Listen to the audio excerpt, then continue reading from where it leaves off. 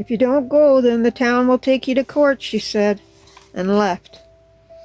When I related all this to my landlord, he exploded.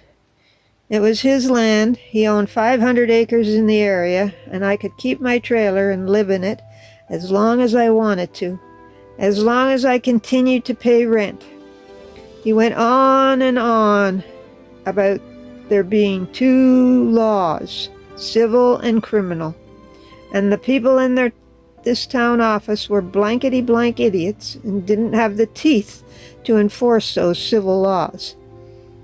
He had lived in these parts for over 25 years and seen it all. Why, he had a guy living on his home property for 20 years in a so-called illegal mobile home with a hydro line they had hooked up, and also had a contractor build an apartment inside a barn for someone else. He went on, so I started to feel a bit better about my situation. I had never in all my life ever experienced one like this one. But I hadn't lived in a trailer either for more than a couple of months.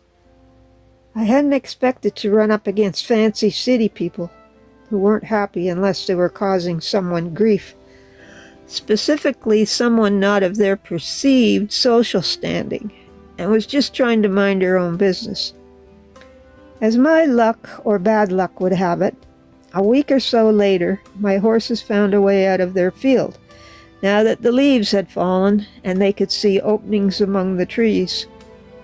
However, I couldn't figure out where they were getting out, not being as motivated as grass-seeking horses, until they had escaped twice and were grazing all night, I was told, on the neighbor's lawn, and subsequently going into an adjacent hayfield. Then I put the pieces together. They were walking through an opening in the trees, around a fenced yard, past a winding creek, up a hill, and through an open gate. After rounding them up, one following the other, being chewed out and cursed at by the neighbor, I got the gate closed. This is how I found out who had called the town.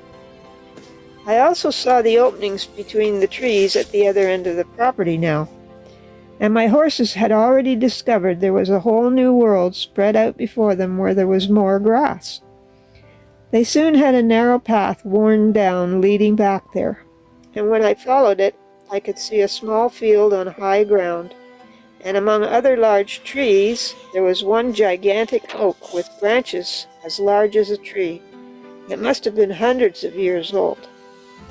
Then there were more prickly ash and evergreens leading down to the edge of the swamp. What a perfect place to live, I thought.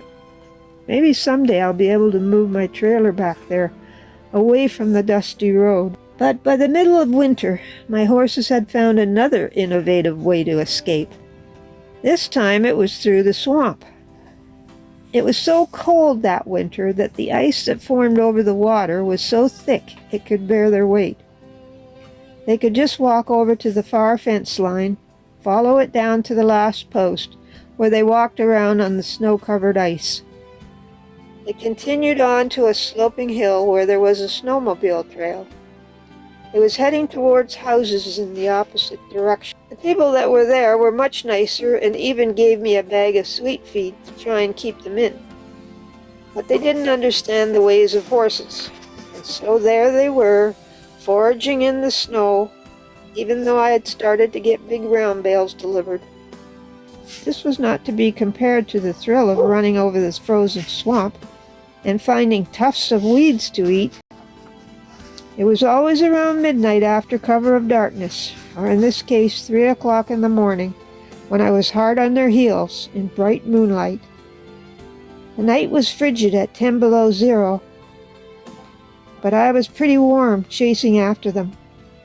My black gelding Harley, which I should have named Midnight, was the ringleader, and the 3 mares just automatically followed him. A pack of coyotes was howling and yipping, but I wasn't concerned, as I was intent on bringing those wayward horses back. Armed with 1 halter, 1 rope, and a small bucket of grain, I was barely conscious of the usual night sounds, but this time something just didn't fit. and I could hear faint wailing and grinding noises in the distance, which I didn't recognize at all. I wondered what kind of animal would make those strange noises. I mean, I'm no expert in the realm of wild animal calls. And where did that weird sulfur smell come from?